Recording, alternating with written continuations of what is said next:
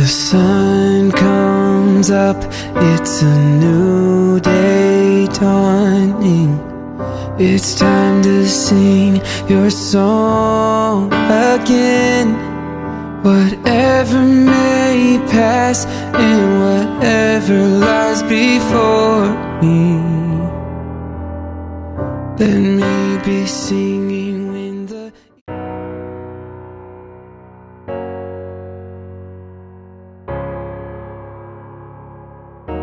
No estás escondido, no ha habido un momento que ha sido olvidado, aún hay esperanza.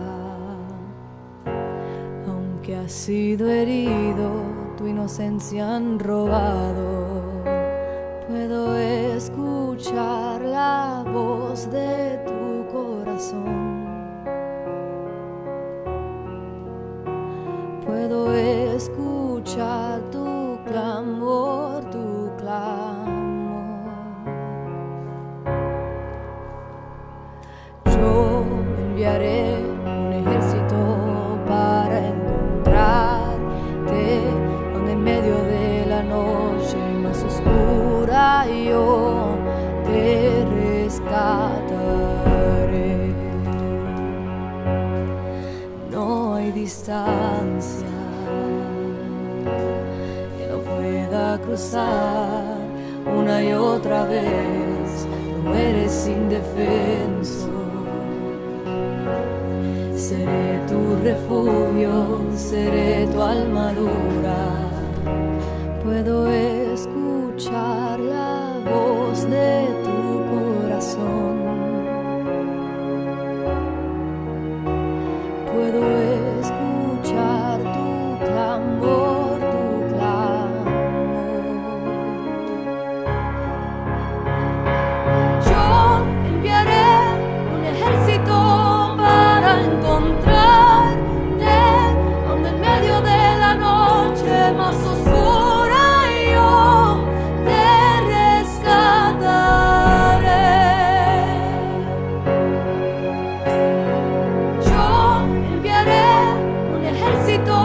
Para encontrarte, donde en medio de la noche más oscura yo te rescataré. Puedo escuchar la voz de tu corazón. Puedo escuchar tu clamor.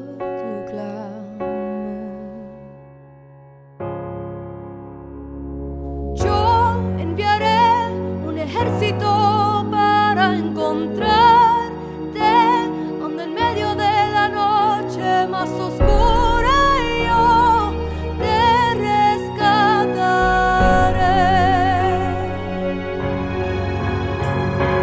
Yo enviaré un ejército para encontrarte, donde en medio de la noche más oscura yo te rescataré.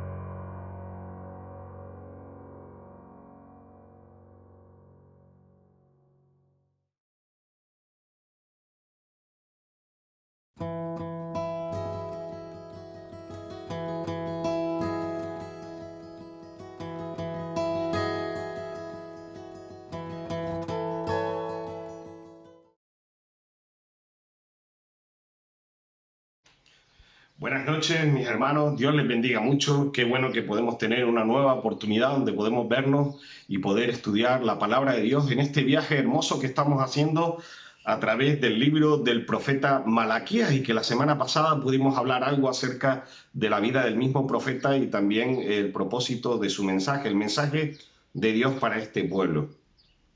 Continuamos con este viaje maravilloso. Ya nos adentramos ya en el capítulo 1 de Malaquías, recorriendo este libro y viendo las maravillosas obras de Dios a través de su pueblo. Y es importante que veamos en este momento un poco del contexto histórico que rodeaba esta situación en el pueblo en este momento, porque nos va a hablar mucho de cómo se encontraban sus corazones, cuál era la situación, cuál era la perspectiva que ellos tenían. Y la semana pasada dejamos un poco de pista y dijimos que más bien se trataba del siglo V antes de Jesucristo. Estamos hablando de un abanico de años, porque hay muchos expertos que dicen que año arriba, año abajo. Estamos hablando más o menos del 460 al 430 antes de Jesucristo. Y en concreto esa fecha es importante porque arroja luz un poco acerca de los hechos que estaban sucediendo, no solo en el pueblo de Israel, sino alrededor de las naciones también que le rodeaban. Y en esas fechas aproximadamente encontramos personajes como Esdras y Nehemías, que eran contemporáneos precisamente de Malaquías, además del profeta, evidentemente los profetas Ageo y Zacarías, pero en realidad fue un poco posterior a toda esta reconstrucción que ellos hicieron, no solo del templo, de las murallas de la ciudad, de la ciudad en sí, de las viviendas, y todo fue siendo reedificado, todo fue siendo restaurado hasta que nos encontramos con esta situación. Así que estamos hablando más o menos del momento en que estaba reinando el imperio persa. Ahora, eso sí, me acuerdo cuando era pequeño, como los bloques que estaban en mi barrio, hay mucha gente que en la azotea ponía pues una especie de palomares, donde las palomas allí ellos construían una especie de habitáculo y ahí las palomas venían y ellos las cuidaban, les daban alimento, las anillaban, las registraban y después las dedicaban para hacer competiciones, como si fueran palomas mensajeras, ¿no? Que en realidad lo eran. Y seguro que en algún momento hemos visto escenas tanto así como de películas de espía o escenas bélicas de guerra, donde vemos esa paloma posándose en la ventana y que en realidad pues entrega ese mensaje que al final es tan importante que pues nos trae luz, nos arroja luz al desenlace de lo que iba a haber en esa historia. Y siempre nos hemos preguntado, porque no nos lo dice la escena, que cómo esas palomas podían tener la capacidad de llegar al lugar en donde tenían que entregar el mensaje, que tenían una especie de GPS en la cabeza que les guiaba. Pues bueno, aunque de cierta manera sí tienen un potencial en su cerebro, lo cierto es que la respuesta es mucho más sencilla de lo que parece, porque simplemente las palomas regresaban a casa, volvían a su casa.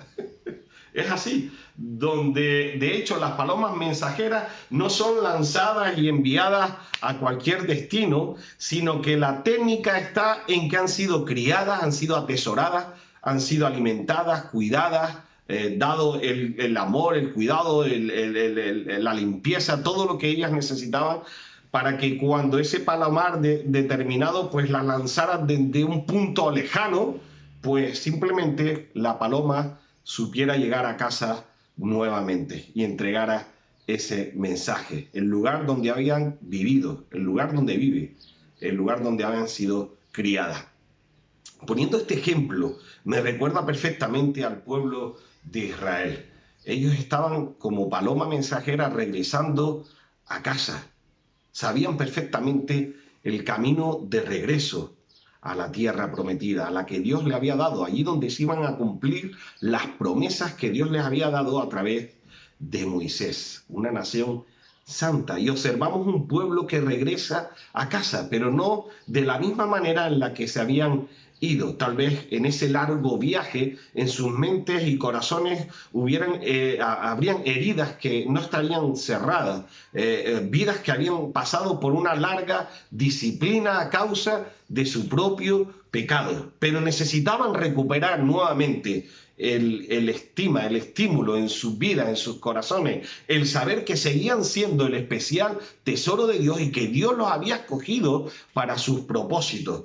Y lo cierto es que yo creo que en realidad nunca lo habían perdido.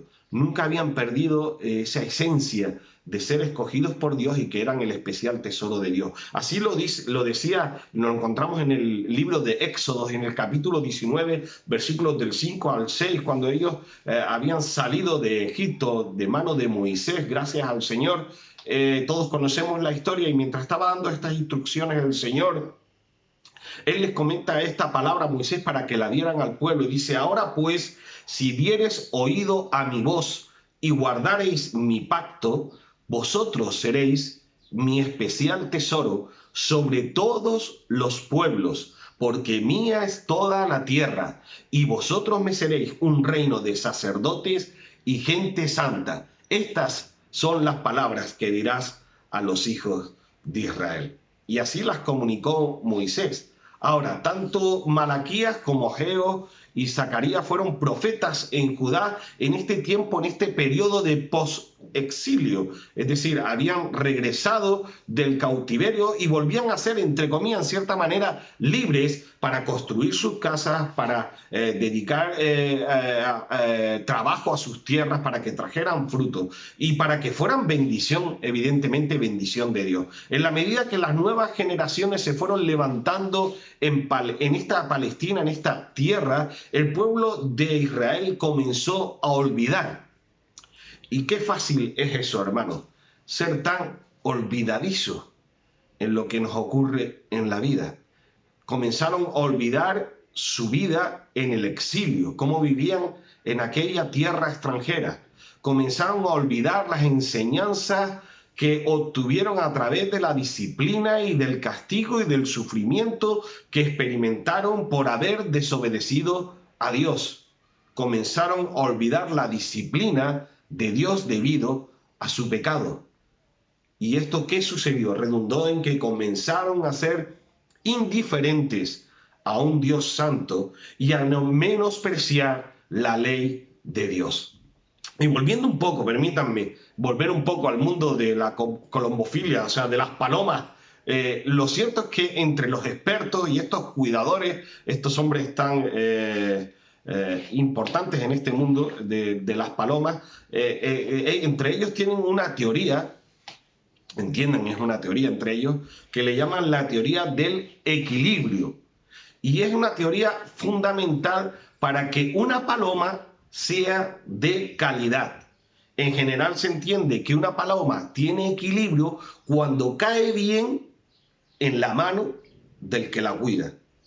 Entendiendo que cuando cae bien, que no hay desvío de un lado hacia otro, sino que la paloma está tranquila en su mano, teniendo equilibrio, sin desvío alguno.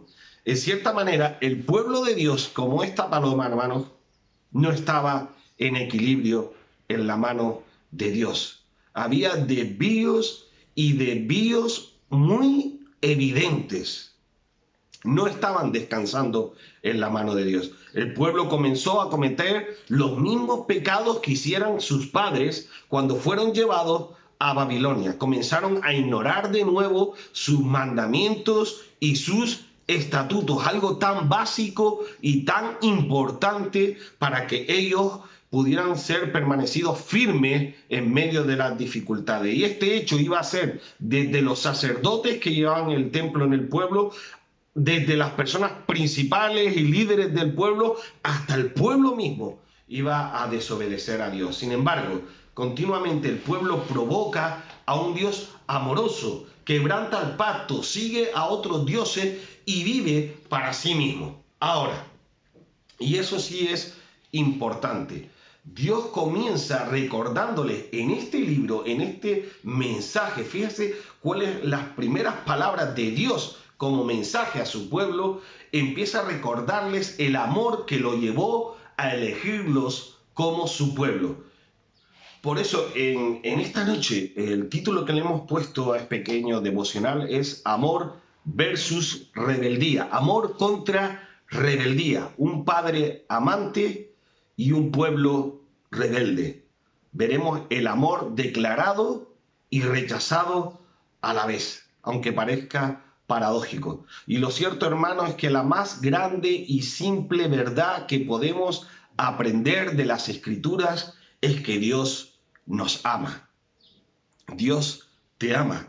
Nada de lo que hagas puede hacer que Dios te ame más de lo que ya te ama.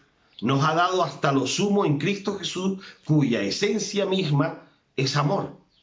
En Romanos 5:8 dice su palabra, mas Dios muestra su amor para con nosotros en que siendo aún pecadores, Cristo murió por nosotros. Y esta es la primera parte que vamos a ver. La semana que viene veremos la segunda parte. Vamos a ver el amor declarado y a la vez el amor negado. Y observamos, como dijimos en la semana pasada, cómo el método que estaba utilizando el profeta Malaquías era un modelo argumentativo. Él lanzaba una pregunta a los sacerdotes o al pueblo y luego ellos la respondían, luego así provocando una contrarrespuesta.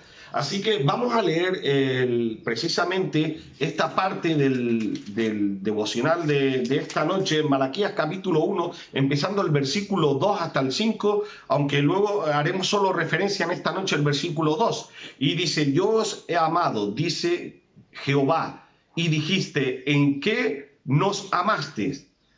¿No era Esaú hermano de Jacob? Dice Jehová, y amé a Jacob. Y a Esaú aborrecí y convertí sus montes en desolación y abandoné su heredad para los chacales del desierto. Cuando Edom dijere, no hemos empobrecido, pero volvemos a edificar lo arruinado, así ha dicho Jehová de los ejércitos. Ellos edificarán y yo destruiré, y les llamarán territorio de impiedad y pueblo contra el cual Jehová está indignado para siempre, y vuestros ojos lo verán y diréis, sea Jehová engrandecido más allá de los límites de Israel. Esta es la palabra del Señor. Yo os he amado.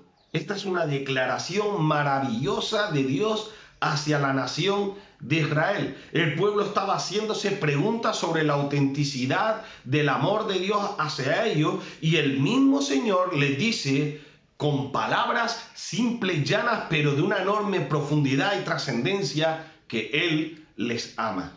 Hay múltiples referencias a la Biblia acerca del amor de Dios. ¿Cuántos hechos hemos visto del Señor mismo amándole, cuidándole, desde que fue escogido como nación, escogiendo al mismo Abraham para ser padre de las naciones, hasta pasando su esclavitud en Egipto, los detalles de su salida de Egipto, el cuidado en el desierto, a pesar de su rebeldía, de su negación, a pesar de su caída delante de Dios, el Señor le seguía amando. Y el Señor mostraba su amor continuamente a través de grandes jueces, de profetas, de reyes como David y Salomón, y tantas otras alusiones proféticas en los Salmos y de otros tantos textos. Pero hay uno que me llama en concreto mucho la atención, porque cada vez que lo veo, pues siempre me produce más emoción, en el que se encuentra en Jeremías capítulo 31:3, que dice el Señor, con amor eterno te he amado, por tanto te prolongué mi misericordia. Impresionante, con amor eterno te he amado y por tanto te prolongué mi misericordia. Qué rico, qué bueno es el Señor cuando en realidad nos ama por pura misericordia, por pura gracia. Hay personas que se pueden preguntar entonces cómo, a pesar de este pueblo haber respondido al amor de Dios de esta manera, pudo el Señor amarle. De algo de eso veremos la semana que viene. Pero yo creo que quiero que en este momento ampliemos esa pregunta y nos miremos a nosotros mismos. Y tú mismo te preguntes, ¿cómo es posible que Dios me ame a mí hoy? Deberíamos estar asombrados en que Él nos haya amado. Dios comienza su duro mensaje sobre la base de un amor santo, soberano e incondicional por su pueblo, porque Dios había escogido a este pueblo por pura gracia, sobre la base de un amor soberano de Él mismo, que se manifestó en la libre elección de este pueblo sobre todos los demás pueblos de la tierra, y aún sobre algunos descendientes de sus mismos patriarcas, como podían ser Abraham e Isaac. Veremos eso la semana que viene. Ahora, me gustaría que nos pudiéramos detener en esta respuesta simple que se encuentra en el mismo versículo, la respuesta de este amor por parte de Dios y el pueblo respondiéndole. Y su respuesta es en pregunta, como habíamos dicho. ¿En qué nos amaste? Y en cierta manera esta pregunta o esta declaración, más que pregunta, es una forma descarada y desagradecida que representa en realidad la incredulidad y la situación de sus corazones con respecto al amor de Dios. El pueblo no quería corresponder al amor de Dios porque comenzó a dudar del amor sincero y el amor genuino del Señor. Y esta falta de comprensión del amor de Dios les llevó a menospreciar y a deshonrar el nombre del Señor. De tal manera que cuando incluso llegaron a presentar sus ofrendas al altar del Señor, en realidad estaban contaminando ese altar, esa mesa de sacrificio, porque traían animales y ofrendas que eran defectuosas, que habían enfermas y dañadas. También la falta de comprensión del amor de Dios se vio en ellos cuando robaban la honra y la gloria merecida de Dios, no dándole lo mejor, sino dándole de lo poco, de lo menospreciado que ellos tenían, y poniéndolo delante en los ojos de Dios, como si el Señor pasara la vista gorda ante lo que ellos estaban respondiendo de esa manera. Incluso más adelante, dentro de unas cuantas semanas, veremos cómo llegaron incluso a robar al mismo Dios sus ofrendas y sus diezmos. Pero hermano, con respecto a nosotros, nos estaremos olvidando como pueblo de Dios de dónde el Señor nos ha sacado y todo lo que Dios ha hecho por nosotros por pura gracia de su nombre. Piensa en ello. Dedica a reflexionar esta noche en ello, porque la respuesta en realidad está en tu vida, en tus actos, en tus pensamientos. Eso va a mostrar el nivel que tú le das de correspondencia con respecto al amor de Dios que Él te tiene. Ahora, me gustaría hacerles una pregunta que yo me la hago a mí mismo en primer lugar. ¿Has comenzado a cuestionar el amor, la lealtad y la justicia de Dios, o sigues confiando con sinceridad de corazón? Al dudar del amor de Dios, estamos olvidando su palabra y por lo tanto estamos olvidando el carácter de la naturaleza amorosa y gloriosa del Señor. Y es importante recordar y meditar en el gran amor de Dios por su pueblo, para que no caiga en semejante pecado de indiferencia, de falta de sensibilidad, de falta de correspondencia a ese amor, lo cual genera al final en desobediencia en contra de Dios.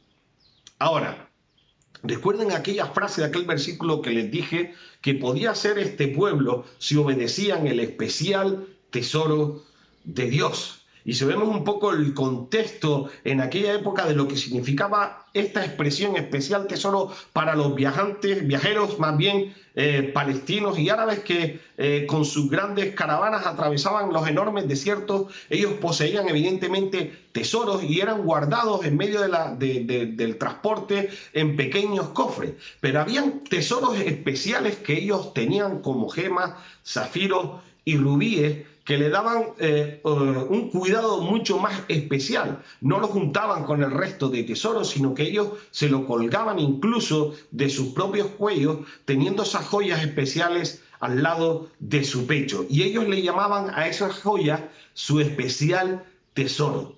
Y eso implicaba de tal manera que cualquiera que intentara quitar o robar ese especial tesoro de esos que lo estaban cuidando, tenían que pasar por encima de sus propias vidas. Hermanos, tú y yo somos el especial tesoro del Señor y estamos muy cerca de su corazón, cuidándonos, dándonos lo que necesitamos, pero con una especial misericordia, redundando en su misericordia, renovando su misericordia cada día sobre nosotros. Esto debería animarnos, hermano, aún especialmente cuando nos sentimos que no somos especiales tesoros para nadie, pero sí lo eres. El Señor Jesucristo le recordó a sus discípulos sobre la necesidad de que permanecieran en su amor como el motor para generar los frutos que Él esperaba que glorificarían a su Padre. Así les dijo en Juan 15, del 7 al 12, si permanecéis en mí y mis palabras permanecen en vosotros, pedid todo lo que queréis y os será hecho. En esto he glorificado a mi Padre, en que llevéis mucho fruto y que seáis así mis discípulos. Como el Padre me ha amado, aquí viene, hermano, así también yo os he amado. Permaneced en mi amor. Si guardareis mis mandamientos, permaneceréis en mi amor, así como yo he guardado los mandamientos de mi Padre y permanezco en su amor. Estas cosas os he hablado para que mi gozo esté en vosotros y vuestro gozo sea cumplido.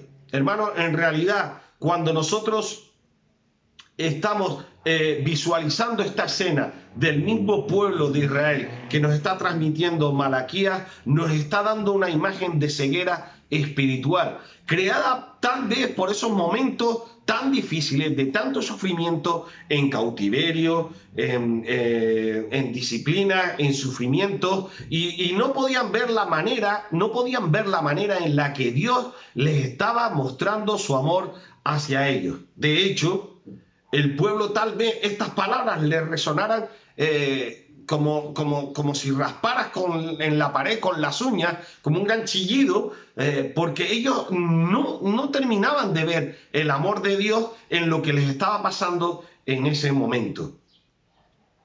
Tal vez ellos pudieran tener frases como, mira, Señor, tal vez no nos traigas el recuerdo de cosas bonitas que pasaron en el pasado, no nos traigas el recuerdo de cosas que hiciste por nosotros, no nos traigas el recuerdo de palabras que nos dijiste a través de tus profetas. Tienes que respondernos ahora, en medio de la sequía, en medio de las enfermedades, en medio de la plaga de langostas, en medio de los pueblos que están alrededor que quieren invadirnos, que nuestras familias están en peligro. Es verdad, en cierta manera, como si ellos estuvieran diciendo, mira, si en verdad nos amas, ¿por qué no experimentamos este amor en este tiempo? Ahora, me gustó mucho un comentarista que hizo una referencia acerca de esta actitud del pueblo para con Dios. Y él dijo que existía un problema básico de relación entre Dios Padre y su pueblo, el pueblo escogido. Y es que la respuesta del pueblo a la declaración del amor divino es egocéntrica. Estaban mirando ellos mismos, a sí mismos, desde la perspectiva de quien solo quiere beneficiarse de las cosas de Dios, pero que no ve en correspondencia, en agradecimiento al amor de Dios con sus propias vidas. Tal vez ellos dijeron, ¿en qué nos has amado? Pero si tal vez se hubiesen preguntado, sí, Señor, Dios mío, tú nos has amado, pero ¿cómo lo hemos amado nosotros? ¿Cómo te hemos nosotros amado a ti? De tal manera que en vez de responder de esta manera, cuestionaron el amor mismo de Dios. Hermanos, Malaquías, el profeta al cual estaremos acompañándonos durante todas esta semana, nos enseñará una lección muy básica y muy importante para nuestras vidas: el amor persistente y el amor perseverante de Dios para con su pueblo, para con nuestras vidas. Y al igual que le sucedió al pueblo de Israel, también nosotros, por nuestra desobediencia, veremos las bendiciones de su mano recortadas porque no hemos correspondido a ese amor. Ahora, si somos fieles al Señor, si seguimos siendo confiados en su amor, si seguimos confiando en sus promesas, confiamos en su palabra y lo que hay en ella, indagando profundamente, entre más indaguemos, entre más estudiemos y escudriñemos su palabra, veremos grandes bendiciones del Señor hacia nuestra parte. Entonces sí veremos las bendiciones y veremos el amor correspondido de Dios. Hermanos, que el Señor les bendiga. Seguiremos la semana que viene y espero que el Señor les guarde firmemente como Él lo hace para que podamos seguir estudiando juntos la palabra de Dios. Chao, un beso. Bless the Lord, oh my soul, oh my soul, worship His holy name. Sing like never before, oh my soul, I worship Your holy name.